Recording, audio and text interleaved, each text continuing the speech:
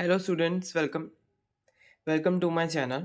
तो स्टूडेंट्स, हमने कल की क्लास में हमने पढ़ा था डीएनए रिपेयर के बारे में हमने पढ़ा था, शुरू किया था। और हम क्या कहते हैं पहुँचे थे साइट से स्पेसिफिक नहीं, मतलब कई ये सब जो है हमने पढ़ लिए थे। जो मैं आपको एक बार फिर से रिकॉल करवा देता हूँ पहले, फिर हम आगे बढ़ेंगे।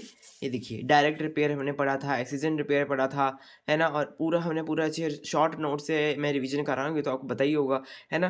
तो ये सब कुछ हमने पढ़ा था, photo reactivation, alkyl transferase, mismatch, BER, B excision repair, nuclear excision repair. तो इन सब का हमने ओवरव्यू सब कुछ हमने देख लिया था कि कैसे कैसे ये होते हैं प्रोसेस। अब हम ना आगे बढ़े थे, तो आज हम पढ़ेंगे DNA recombination. Double strand break repair तो हमने पढ़ लिया, डीएनए रिकॉम्बिनेशन की वजह से भी क्या कहते हैं रिपेयर होता है, वो भी हम देखेंगे। उससे पहले अगर आपने सब्सक्राइब नहीं किया है तो आप सब्सक्राइब कर लीजिए, ऋषभ लाइफ साइंस। और अब हम पढ़ते हैं। तो दो मेथड थे इसके, हॉलिडे मॉडल और डबल स्ट्रैंड ब्रेक वाला मॉडल। तो हॉलिडे मॉडल देख लेते हैं कैसा होता है। हॉलिडे मॉडल देखिए, रॉबर्ट हॉलिडे ने दिया था, ये 1964 में दिया था रॉबर्ट हॉलिडे ने। और बेसिकली इसमें क्या है, एक बात ये है कि इसमें काई साइड देखिए, काई साइड होती है, काई साइड में B C D, rec B C D नाम का एंजाइम आता है। रैक बी सी डी नाम का एंजाइम जो है वो क्या है, रैक बी सी डी नाम का एंजाइम के पास हेलिकेज एक्टिविटी होती है, अनवाइंड करता है डीएनए को जब वो हिट करता है काई साइड पे। तो जब वो काई साइट पे हिट करेगा, काई साइट यहाँ पर है, तो क्या करेगा वो, हेलिकेज की एक्टिविटी उसकी शुरू हो जाएगी। One of strand cuts when nucleus activity, और फिर हेलिकेज की एक्टिविटी मतलब वो खुलेगा खुलेगा और फिर न्यूक्लियस की एक्टिविटी से वो कट करेगा, है ना। ऐसे ऐसे इनके पास डिफरेंट प्रॉपर्टीज होती है। फिर वो देखिए का एक रैक ए ने क्या किया, रैक ए आया, रैक ए ने फिर यहाँ से स्ट्रैंड इन्वेजन करवाना शुरू कर दिया, स्ट्रैंड इन्वेजन करना। रैक ए ने ऐसे ऐसे इसकी डायरेक्शन बदल दी और यहाँ को ऐसे बढ़ना शुरू हो गया। और देखिए स्टैंड, ये हो रेसिप्रोकल ब्रेक जॉइन और नॉन रेसिप्रोकल जॉइन, ऐसे ऐसे डिफरेंट प्रकार के यहाँ पे जॉइन देखने को मिले। बेसिकली ये एंजाइम इंपॉर्टेंट है, रैक बीसीडी इसका फंक्शन है हेलिकेज एक्टिविटी करवाना और अनवाइंड करना डीएनए को एट काई साइट पे अनवाइंड करवाना। और देखिए इस काई साइट पे इसकी जो एक्टिविटी उसका जो है जीएटीसी नहीं, जीसीटी जीसीटीजीजी इसका ये सीक्वेंस है काई साइट का, ये याद रखना। ठीक है, काई साइट के क्रॉस पॉइंट नोन एज चेज़मेटा, जहाँ पे क्रॉसिंग ओवर होती है बेसिकली उसको हम चेज़मेटा भी बोलते हैं, है ना। काई साइड भी उसको बोलते हैं, ये हमें याद रखनी है पॉइंट। और बेसिकली आफ्टर कट होने के बाद क्या होता है, कट होने के बाद स्ट्रैंड इन्वेजन डन। स्ट्रैंड का इन्वेजन, यहाँ पे कट जब हो जाएगा उसके बाद स्ट्रैंड इन्वेजन होगी, अंदर को जाएगी। ठीक है, branch migration R U V and R U V B resolve by C. देखिए यहाँ पे हमने जैसे ऊपर देखा था, पूरा डबल स्ट्रैंड रिपेयर का मैकेनिज्म देखा था। इसमें तो रैक बीसीडी नाम का एंजाइम जो है वो क्लीव करेगा, रैक ए म्यूटेशन सेंसिटिव प्रोटीन है, म्यूटेशन को सेंस करेगा, फिर स्टैंड इन्वेजन होगा। रैक बीसीडी का पूरा प्रॉपर हमने फंक्शन देख लिया। यहाँ पर क्या होता है, हेलिकेज एक्टिविटी होती है, अनवाइंड करता है, काई साइड पे जब हिट करता है अनवाइंड करता है, और फिर न्यूक्लियस एक्टिविटी की वजह से क्या करता है, चियाज़मेटा फॉर्म करता है, चियाज़मेटा फॉर्म करता है। और देखिए यहाँ पे देखिए चियाज़मेटा फॉर्म हो रहा है बेसिकली, है ना। इस हिसाब से यहाँ पे काम होता है। अब हम पूरा हमने इसका प्रोसेस देख लिया, फिर आगे कट होने के बाद क्या प्रोसेस होता है। कट होने का प्रोसेस जो है फ्रेंड्स, मैंने यहाँ पे लिखा हुआ है ऊपर, जो मैंने आपको पहले पिछली क्लास में हमने देखा था। देखिए काई साइड में जो क्लीव करेगा डीएनए, क्लीव म्यूटेशन को सेंस करेगा रैक ए, फिर स्ट्रैंड इन्वेजन होगा, स्ट्रैंड इन्वेजन के बाद जो हमने देखा था ऐसे ऐसे स्ट्रैंड इन्वेज हो रहा था बेसिकली, ये देखिए स्ट्रैंड इन्वेड होगा, स्ट्रैंड इन्वेजन होगा, और फिर उसके बाद क्या होगा, डीएनए सिंथेसिस होगा, लाइग्रेशन होगा, फिर ब्रांच की माइग्रेशन होगी, और फिर माइग्रेशन रिजॉल्व होगी आरयूवी-सी के द्वारा रेजोल्यूशन। आरयूवी-सी क्या कहता है, रेजोल्यूशन करता है। तो ये बेसिकली एक प्रकार से रिजॉल्व कर रही हैं जो चियाज़मेटा बन रहा है ना। रिपेयर का काम यहाँ पे हो रहा है बेसिकली, ऐसे रिपेयर का काम होता है। और सी क्या करता है इसमें, रैक बी सी डी का एग्जाम्पल है जो है, ये जो डायग्राम है, डायग्राम नहीं सॉरी, ये जो एंजाइम है इसका आगे फंक्शन क्या है। रैक सी का काम है, रैक सी का signal recognises and C signal are rec to stop. तो उस सिग्नल देता है कि स्टॉप करें, रैक सी को स्टॉप करने के लिए सिग्नल देगा। देन रैक डी, फिर रैक डी आएगा, rec D, rec C D को रोकेगा, फिर रैक डी आएगा, रैक बी को कट करेगा, और फिर बी जो है वो अनवाइंड करेगा और डीएनए को अनवाइंड करेगा और लोड करेगा रैक ए को। तो ये बेसिकली इनका आपस में क्या फंक्शन है, कैसे प्रोसेस होता है। सी लाता है डी को, डी लाता है बी को, बी लाता है फिर ए को, रैक ए को। तो ऐसे इसका प्रोसेस, पूरी साइकिल इसकी चलती है। तब हम अब हम आगे बढ़ते हैं, देखते हैं आगे क्या लिखा है नेक्स्ट पेज में। ये देखिए फ्रेंड्स, यहाँ पे लिखा हुआ है रैक बी। रैक बी के क्या फंक्शन है, रैक बी के पास हेलिकेस एक्टिविटी है, हेलिकेस एक्टिविटी और न्यूक्लियस एक्टिविटी है। बेसिकली दो प्रकार की एक्टिविटी है जो पूरे रैक बी सी डी में से बी के पास जो होता है हेलिकेस और न्यूक्लियस एक्टिविटी होती है। रैक ए बैक्टीरियल प्रोटीन है, दो फंक्शन इसके रैक ए के हैं। एक है DNA strand exchange activity, DNA strand की एक्सचेंज करवाएगा, और रिकॉम्बिनेशनल डीएनए रिपेयर, जैसे रिकॉम्बिनेशन के दौरान अगर डीएनए कुछ खराबी हो जाती है तो उसका रिपेयर ये करवाता है एक्सचेंज करवा के, है ना, कुछ ना कुछ एक्सचेंज करके कहता है। और को proteases activity regulate gene expression of SOC। Different जो एक्सप्रेशन होते हैं को प्रोटीज एक्टिविटी, प्रोटीज का काम होता है खत्म करना। प्रोटीज जो ऑर्गेनली है, प्रोटियोसोम है ना, उसका काम ही है। तो इसकी प्रोटीज एक्टिविटी भी इसके पास देखने को मिलती है रैक ए के पास। तो ये इनके डिफरेंट वो होते हैं। यहाँ पे एक इन्फॉर्मेशन लिखी हुई है PIRNA PV RNA interact with RNAs and bind to PV protein and protect germ line of transposable element. Basically PIRNA जो होते हैं वो PV प्रोटीन के साथ बाइंड करके ट्रांसपोजेबल एलिमेंट्स को बचाते हैं। PIRNA ट्रांसपोजेबल एलिमेंट्स को बचाते हैं, ठीक है। RNA से ही तो ट्रांसपोजेबल जो होता है, RNA ही जो है उसको बनाता है। एक्सॉन वगैरह, इंट्रॉन्स वगैरह होता है ना जो होते हैं, वो उससे बनता है ट्रांसपोजेबल एलिमेंट। तो PIRNA जो है वो इंटरेक्ट करता है PV इंटरेक्टिंग RNA से, और वो क्या कहते हैं इसको रोकने से मतलब ट्रांसपोजेबल जो एलिमेंट्स है उनको प्रोटेक्ट करता है।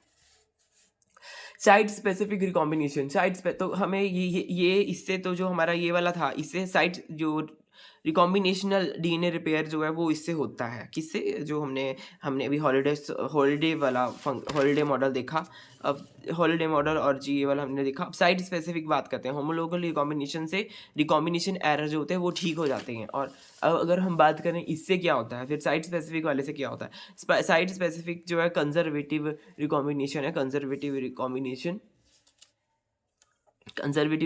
है, occurs between a sequence of a certain degree of homologous है ना, homologous and recognize short specific DNA sequence, highly specific and fast and efficient। तो ये उसी को जो short sequences होते हैं, specific sequences, उन्हीं को ये क्या कहते हैं recognize करता है। अगर हम यहाँ पे डायग्राम देखें तो देखिए A and B, A है, A B के बीच में साइड स्पेसिफिक है। फिर ये देखिए इसका इन्वर्ज B A हो गया, ऐसे है ना, ऐसे इसका टाइप्स में क्या, इंसर्शन, डिलीशन, इन्वर्जन। जिस हिसाब से हमें कोई भी मॉडिफिकेशन इसमें करनी है बेसिकली, है ना, कोई भी हमें जरूरत के हिसाब से ये काम होता है। इंसर्शन भी हो सकता है, डिलीशन भी हो सकता है, और इन्वर्जन भी हो सकता है, उल्टा भी हो सकता है। यहाँ पे इन्वर्जन का एग्जाम्पल है, AB का BA हो गया है। साइट स्पेसिफिक सिर्फ उसी साइट पे हो गए। और ये साइट्स कैसी होती हैं, ये शॉर्ट साइट्स होती हैं, स्पेसिफिक डीएनए सीक्वेंसेस होते हैं, highly specific, fast and efficient होते हैं। फ्रेंड्स, अभी हमारा ट्रांसक्रिप्शन वाला पार्ट अगला है। उससे पहले हमने ना मिसलेनियस जो क्या कहते हैं डीएनए रिपेयर के मैकेनिज्म्स हैं, हम वो पढ़ेंगे। एक्स्ट्रा मैंने इन्फॉर्मेशन और भी लिखी हुई है, तो उसको हम देख लेते हैं एक बार। लास्ट में जो मैंने एक्स्ट्रा इन्फॉर्मेशन लिखी हुई है उसको हम थोड़ा रीड आउट कर लेते हैं। ये देखिए डिफरेंट और भी हमारे पास क्या कहते हैं फंक्शंस हैं प्रॉपर, क्या क्या हमारे पास हैं वो देखते हैं।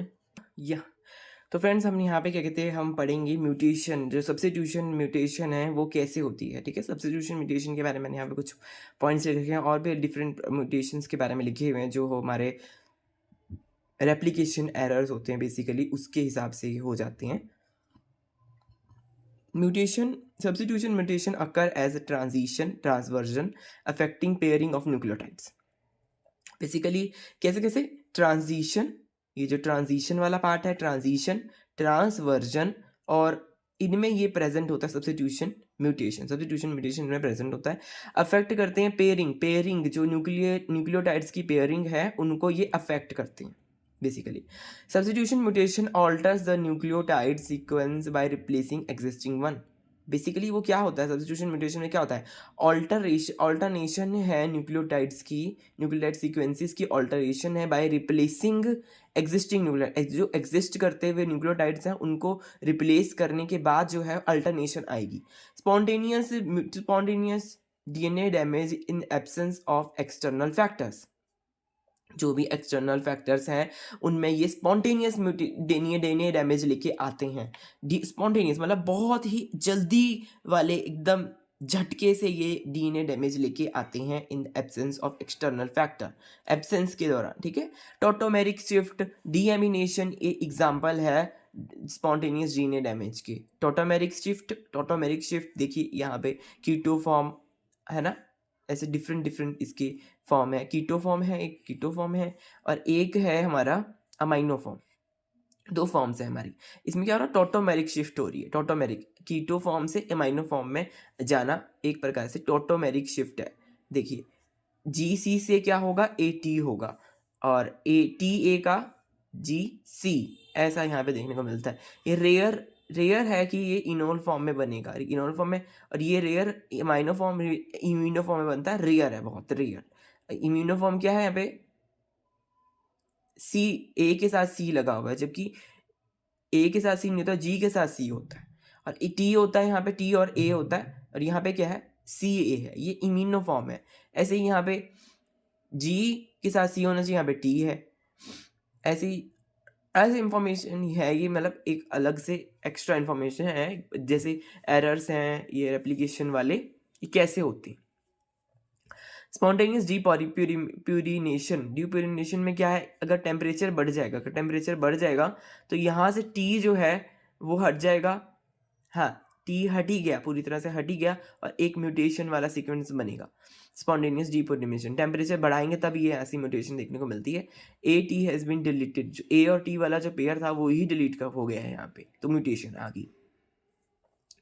डीएमिनेशन, यहाँ पे क्या हुआ था, डीएमिनेशन हुआ था बेसिकली, है ना, ये नहीं, यहाँ होगा डीएमिनेशन, सॉरी, ये था टॉटोमेरिक शिफ्ट वाला एग्जांपल, जो हम बेसिकली यहाँ पे सब्स्टिट्यूशन म्यूटेशन पढ़ रहे हैं। सब्स्टिट्यूशन म्यूटेशन में टॉटोमेरिक शिफ्ट का एग्जांपल ये था, कीटो फॉर्म से अमाइनो फॉर्म बनना, और ये है स्पॉन्टेनियस म्यूटेशन का ये वाला, टेम्परेचर बढ़ जाता है तो तब जाके म्यूटेशन होती है, वो वाला एग्जाम्पल ये है। स्पॉन्टेनियस डीएमिनेशन में क्या होगा, ड्यू टू ऑक्सीडेटिव एनवायरनमेंट की वजह से ये स्पॉन्टेनियस म्यूटेशन देखने को मिलती है। ये इसमें क्या होगा, TA जो डिराइव ग्वानिन है, ग्वानिन GC वाला कंटेंट जो है वो ऐसे देखिए, अमाइनो ग्रुप वो यहाँ से हट रहा है, बिल्कुल ही हट गया। अमीनो ग्रुप जब हट जाएगा तो ये डीएमिनेशन हो जाएगी, बेसिकली वाटर की प्रेजेंस में अमीनो ग्रुप जो है वो हट जाता है, इसको बोलते हैं डीएमिनेशन। तो आप ये याद रखना कि कैसे कैसे क्या क्या प्रोसेस होते हैं, वाटर की प्रेजेंस हट जाएगी, नहीं अमीनो हटेगा तो डीएमिनेशन, है ना। और वही अगर बात करें कीटो का इमाइनो फॉर्म में आना, टॉटोमेरिक शिफ्ट है ना, और ऐसे ही अमीनो का हटना वो, और अगर टेम्परेचर बढ़ रहा है तो हट रहा है तब भी म्यूटेशन आ रही है। तो ऐसे डिफरेंट म्यूटेशन जो हैं वो आती हैं। फिर इसमें क्या होता है, यूरासिल से एडेनिन बेस पेयर बनाएगा, या फिर हाइपोजेंथिन से ये साइटोसिन बनाएगा, ऐसे। स्लिपेज एरर क्या है, DNA polymerase is replicated tandem repeat satellite DNA, हाँ जो सैटेलाइट DNA होता है, VNTR रिजल्ट तो मोर वेरिएशंस। स्लिपेज एरर में क्या होता है, जो ये VNTR और टेंडम रिपीट्स जो होते हैं, सैटेलाइट DNA जो होता है, ये क्या करता है, एक वेरिएशन, ज़्यादा वेरिएशन लेके आता है, फिर यही वेरिएशन वो स्लिपेज एरर लेके आते हैं। म्यूटाजेंस क्या क्या होता है, म्यूटाजेंस के बारे में पढ़ लेते हैं थोड़ा। आयनाइजिंग रेडिएशंस हैं म्यूटाजेंस, है ना, और ये क्या करती है, म्यूटाजेंस रेडिएशंस जो होती हैं ये ब्रेक करती है फॉस्फोडाइस्टर बॉन्ड, और सिंगल स्ट्रैंड ब्रेक लेके आती हैं, ठीक है, सिंगल स्ट्रैंड ब्रेक लेके आती हैं 5' फॉस्फेट एंड 3' OH, ऐसे फॉस्फोडाइस्टर बॉन्ड को ये ब्रेक करती है फॉस्फोडाइस्टर बॉन्ड्स को। तो फिर क्या होता है, सेल डेथ होता है, DNA फ्रेगमेंटेशन होता है ना। और non ionising radiation, UV rays, ionising radiation में ये सेल डेथ वगैरह हो जाता है और फॉस्फोडाइस्टर बॉन्ड टूटता है। और ये यूवी रेज है, नॉन आयनाइजिंग रेडिएशन। बेसिकली अगर A और T है तो TT बन जाएगा, इसका हमने डीएनए रिपेयर का आगे हमने वो देखा था ना, डीएनए रिपेयर का डायरेक्ट रिपेयर में हमने देखा था। तो उस ये एक प्रकार से उसकी वजह से ही देखिए जो एटी का जो वो थायमिन थायमिन डाइमर बन रहे हैं यहाँ पर, तो वो क्यों बन रहे हैं, वो क्यों वहाँ पे हमने डायरेक्ट रिपेयर में वो देखा था जो प्रोसेस, उसमें थायमिन डाइमर बनते हैं, तो इसी वजह से बन रहे हैं। नॉन एनालिसिक रेडिएशन जो हैं वो उनकी वजह से बन रहे हैं। अगर हम बात करें केमिकल एजेंट की, केमिकल एजेंट में आएगा बेस एनालॉग। बेस एनालॉग जो है वो 5 bromo uracil, 5 bromo uracil analogue of thymine and 2 amino, ये एक प्रकार से है 5 ब्रोमो यूरासिल और 2 अमीनो प्यूरिन, 2 अमीनो प्यूरिन और 5 amino uracil take place in normal base and show tautomeric shift. ये करते हैं नॉर्मल बेस में होते हैं और ये टोटोमेरिक शिफ्ट शो करते हैं। बेसिकली केमिकल एजेंट्स ये टोटोमेरिक शिफ्ट करेंगे शो। अगर हम इथाइल या मिथाइल जो है वो हम नाइट्रोजन बेस में ऐड करेंगे तो वो ट्रांजिशन के लिए लीड करेगा, लीड्स टू ट्रांजिशन जैसे कि प्यूरिन और प्यूरिन की N3O6 ऐसी ट्रांजिशन जो हैं। Deaminating transition between adenine to hypoxanthine, adenine की हाइपोजेंथिन में। और ऑक्सीडाइजिंग एजेंट्स मतलब ये केमिकल एजेंट्स हैं जो क्या कहते हैं म्यूटेशंस लेके आते हैं। वो इसमें ऑक्सीडाइजिंग एजेंट में H2O2 है, ओजोन है, फ्री रेडिकल्स हैं, है ना। नॉर्मल को ये GC, normal is GC but organises 8 oxoguanine bond एक वो ट्रांसवर्शन करेगा। इंटरकैलेटिंग एजेंट्स क्या करेंगे, insert in double stranded DNA and allow करेंगे इंसर्शन और डिलीशन, है ना। इंसर्शन और डिलीशन को अलाउ करेंगे। एग्जांपल है ETBR क्या है, ये भी क्या कहते हैं इंसर्शन या डिलीशन में ये होते हैं, ये भी इनका इंसर्शन डिलीशन करवाते हैं, म्यूटेशंस करवाते हैं। ETBR प्रोफिलिन, एक्राइडिन, बेंजोपियरिन, एक्टिनोमाइसिन डी इंट्रोड्यूस करते हैं नेगेटिव सुपर कॉइलिंग। ये सारे एग्जांपल्स हैं जो मैंने लिखे हुए हैं कि क्या क्या जो है कौन कौन से जो केमिकल एजेंट्स हैं वो म्यूटेशंस करवाते हैं और फिर उसमें चेंजेस हमारे को डीएनए में आने के दिखते हैं। और फिर डीएनए रिपेयर कैसे होती है, कुछ के तो हमने फंक्शंस देख भी लिए थे कि कैसे डीएनए होते हैं रिपेयर होती है। जैसे डायरेक्ट रिपेयर हमने देखा था और उससे देखिए यहाँ पे देखा था ना हमने डायरेक्ट रिपेयर, आपको दिखा देता हूँ एक बार। तो इतनी सारी म्यूटेशंस हो रही हैं, इसका कारण यही है डिफरेंट चीज़ें, ionising radiations, non ionising radiations है, ये सब डीएनए रिपेयर की ज़रूरत है। फिर जब ये सारी म्यूटेशंस होंगी तो डीएनए रिपेयर की ज़रूरत है। तो इसलिए फिर देखिए यहाँ पे थायमिन डाइमेर ख़त्म करता है। एल्काइल ट्रांसफरेज क्या करता है, ऑक्सीजन के जो O6 होते हैं ग्वानिन में मिथाइलेशन करवाता है ना, तो वहाँ पे रिजॉल्व करता है एल्काइल ट्रांसफरेज, वो अपने ऊपर क्या कहते हैं मिथाइलेशन करवा लेता है और अपने को ख़त्म कर लेता है, तभी उसको सुसाइडल एंजाइम बोलते हैं। ऐसी मिसमैच रिपेयर की डिफरेंट यहाँ पे रेप्लिकेशन एरर की वजह से है। बेस एक्सीजन रिपेयर कोई रिमूवल हो गया बेस का, बल्कि एडक्ट लग गया तो न्यूक्लियोटाइड एक्सीजन रिपेयर होगा। तो ऐसे डिफरेंट यहाँ पे हमारे पास रिपेयर के पाथवेज हैं और ये हमारे पास कारण है कि क्यों वो सब होता है। कारण का पता होगा तभी हमें निवारण का पता होगा। तो निवारण का हमने पढ़ लिया था, कारण का भी हमने दोबारा से पढ़ लिया अच्छे से।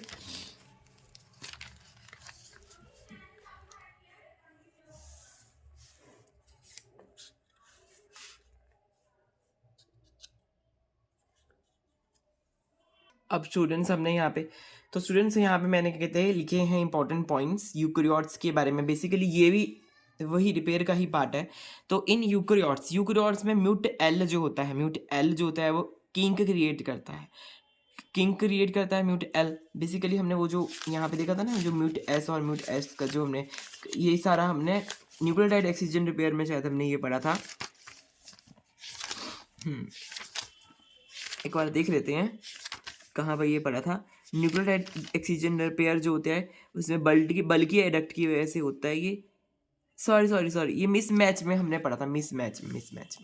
तो ये हमने मिसमैच में पढ़ा था। इसमें देखिए म्यूट एस जो है मेल है जो किंक क्रिएट करता है और म्यूट एस अल्फा जो एस अल्फा है वो क्या करता है, मिसमैच और स्मॉल इंसर्शन डिलीशन लूप को रिकॉग्नाइज करता है, किसको रिकॉग्नाइज करता है, मिसमैच को, और स्मॉल इंसर्शन डिलीशन लूप को ये रिकॉग्नाइज करता है। अगर डिफेक्ट की बात करें, defect in mismatch repair can lead to, हाँ ये बेसिकली इंपॉर्टेंट पॉइंट मैंने यहाँ पे लिखा हुआ है मिसमैच रिपेयर का। अगर इसमें कुछ डिफेक्ट आ जाए तो क्या होगा, कि लिंच सिंड्रोम होगा। लिंच सिंड्रोम का मतलब कि increasing risk of colorectal colorectal cancer का रिस्क देखने को मिलेगा। कोलोरेक्टल कैंसर में कोलन का और रेक्टम्स का, ये एक प्रकार का कैंसर है, उसको है ना, उसका रिस्क बढ़ जाता है जब लिंक सिंड्रोम होता है। सिंड्रोम का मतलब है कई सारी बीमारियां एक ही साथ लग जाना, है ना। तो उसी वजह से देखिए कोलन और रेक्टम दोनों चीज़ों का कैंसर होने का खतरा यहाँ पे रहता है।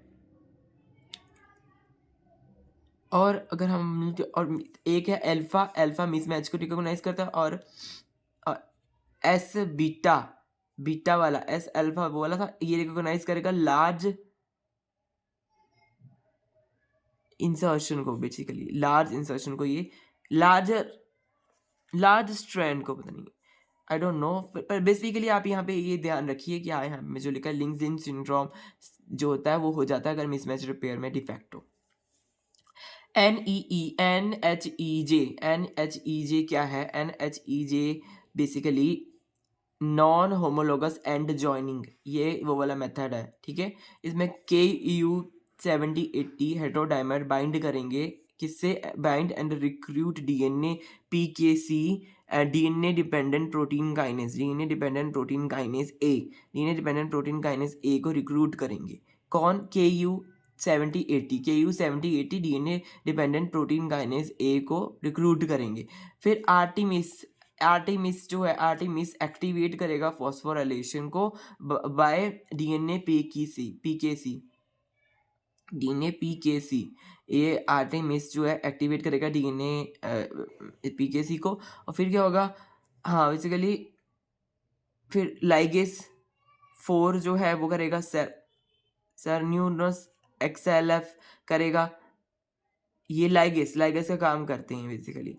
और हैज आर्टिमिस का क्या होता है, Artemis has 5' to 3' exo and endonuclease activities. Exo और एंडोन्यूक्लियस एक्टिविटी होती है आर्टिमिस के पास। ये याद रखना, अगर कहीं जैसे पूछ लेते हैं ना क्वेश्चंस वगैरह में इसकी ना, वो बनती हैं ना, जैसे पूरी ऐसे लाइंस, डिफरेंट स्टेटमेंट्स बनती हैं, तो ये ऐसी चीज़ें वहाँ पे पूछ लेते हैं कि वो element bind to recruit through DNA PKC, है ना, DNA डिपेंडेंट प्रोटीन काइनेज, ये है इसका मतलब। तो वहाँ पे किस DNA, बस KU7080 जो है वो रिक्रूटमेंट में मदद करता है, ये ऐसे याद रख लेना, फिर तुम्हें याद आ जाएगा। आर्टिमिस को एक्टिवेट होता है by phosphorylation of DNA protein kinase enzyme. Artemis जो है वो बेसिकली एक्टिवेट करता है ये जो PKC जो होते हैं, DNA PKC protein kinase enzyme होते हैं, ये वो करता है। फिर प्रोटीन काइनेज एंजाइम जो है वो एक्टिवेट हो जाएंगे, फिर लाइगेस और सरनस XLF करेगा, फिर परफॉर्म लाइगेस और सरनस XLF लाइगेट करेगा, बेसिकली उनको जोड़ेगा। एंड ज्वाइनिंग का यहाँ पे काम है, क्योंकि ये है ही NHEG का मतलब है nucleotide non homologous and joining जो है वो यहाँ पे देखने को मिलती है। तो इसलिए यहाँ पे 2 प्रकार के ऐसे फंक्शंस हमें देखने को मिल रहे हैं।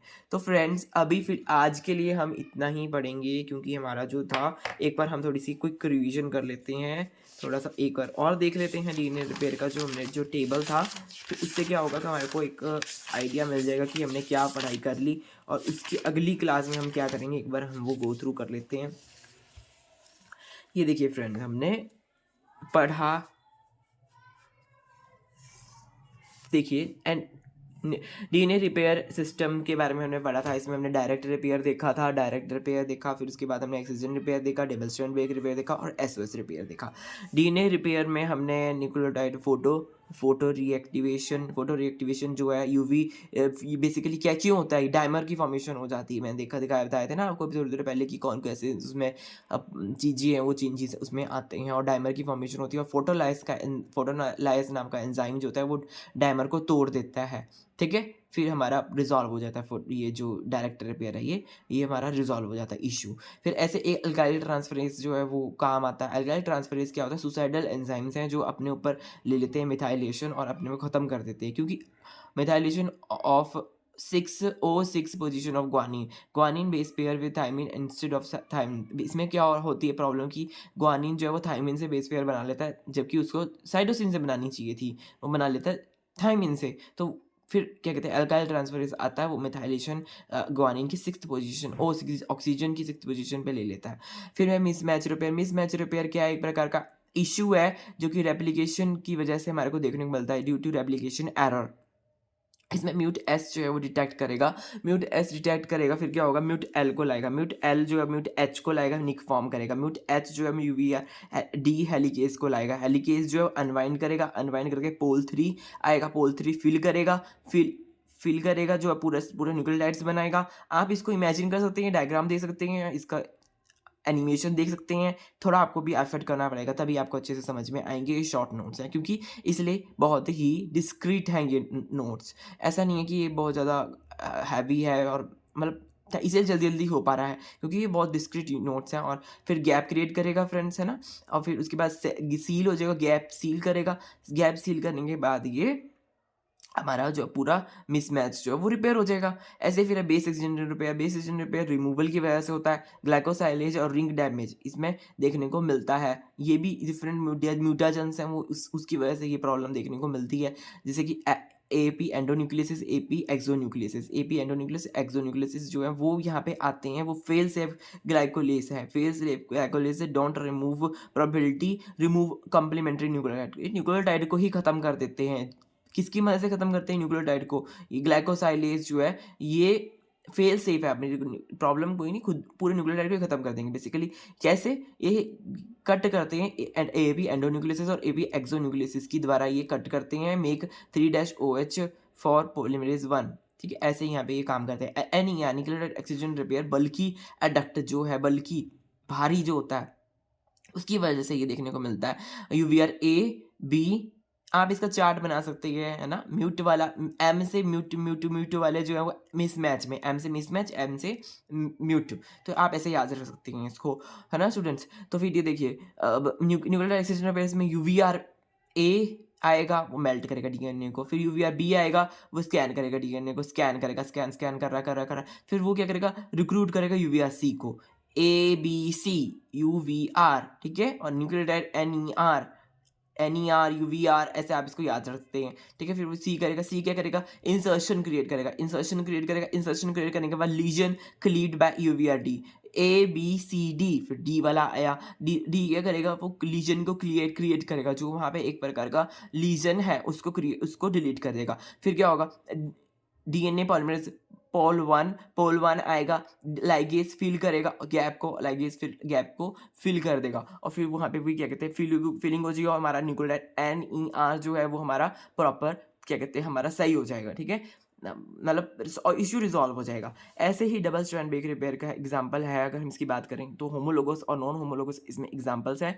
होमोलोगस और नॉन होमोलोगस में हमने देखा था डिफरेंट, पीछे हमने अभी देखा था, और एसओएस को पहले हम देख लेते हैं। एसओएस में 4 और 5 जो है वो काम नहीं करते, 4 और 5 काम नहीं करते। क्या होता है, बाईपास रिपेयर सिस्टम है, यहाँ पर बाईपास रिपेयर सिस्टम है, यहाँ पे 4 और 5 काम नहीं करते, बाईपास रिपेयर सिस्टम यहाँ पे काम करता है। बेसिकली एसओएस का काम क्या है, एसओएस है survival of the survival of save our soul, SOS है। मतलब गलत, इनके पास प्रूफ रीडिंग एक्टिविटी नहीं होती, जो 4 और 5 होते हैं, ये अपने यहाँ बिना प्रूफ रीडिंग एक्टिविटी के भी यहाँ काम कर लेते हैं। तो ये इसका मेन फंक्शन यहाँ पे देखने को मिलता है कि बिना प्रूफ रीडिंग एक्टिविटी के यहाँ पे काम कर रही हैं, है ना। ऐसा तो क्योंकि फिर गलत चीज़ें बनाएंगे, तो ये प्रेफर करते हैं गलती के साथ रहना, रेदर देन कि ये पूरी खत्म ही हो जाए, डाई हो जाए, है ना। ये यहाँ पे एक इम्पॉर्टेंट बात देखने को मिलती है हमारे पास। और इसमें भी देखिए सोर्स एसओएस में रैक ए सिग्नल करेगा यूएमयू डी को, फिर क्लीव करेगा रैक ए, यील्ड करेगा D1 रैक ए, फिर यूएमयू डी। रैक ए जो है इसमें भी है, एसओएस में भी है, और हमारा जो डबल स्ट्रैंड डीएनए रिपेयर है ना उसमें भी ये है, जो रेप्लिकेशन का जो रिपेयर वाला एप्लीकेशन रिपेयर होते हैं यील्ड D1 यूएमसी रिक्रूट ब्रोकलेशन परमिट पॉलीमराइजेशन। तो ऐसा यहाँ पे मेरे को देखा, जल्दी मैं करवा रहा हूँ। हमने कल पिछली क्लास में सब कुछ पढ़ ही लिया था अच्छे से शांति से। अब मैं ऐसे ही लास्ट में जल्दी से आपको बता रहा हूँ। फिर यहाँ पे हमने देखा double standard break repair. Double standard break repair में ब्रेक BCG यहाँ पे काम करता है। ब्रेक BCG एक प्रकार का एंजाइम है, इसके बाद हेलिकेस और वो वाली एक्टिविटी है। इसके बाद हेलिकेस एक्टिविटी है और न्यूक्लियस एक्टिविटी है। इसके पास 2 प्रकार की एक्टिविटी है इसके बाद हेलिकेस का काम है उसको खोलना, स्ट्रैंड को खोलना, और न्यूक्लियस की एक्टिविटी है कट करना। तो ये दो प्रकार की एक्टिविटी इसके पास है, खोलना फिर उसको बंद करना, और फिर यहाँ पे ब्रांच की माइग्रेशन करवाना है ना, RUV-A और RUV-B ब्रांच माइग्रेशन करवाना, RUV-C का काम में रिजॉल्व करवाना। तो फ्रेंड्स ये सारा हमारा प्रोसेस पूरा कंप्लीट हो चुका है DNA रिपेयर का। अब हम कल अगली क्लास में करेंगे हम ट्रांसक्रिप्शन शुरू कर देंगे अब नेक्स्ट क्लास से। ठीक है फ्रेंड्स, मिलते हैं किसी और वीडियो में। Bye bye, have a nice day.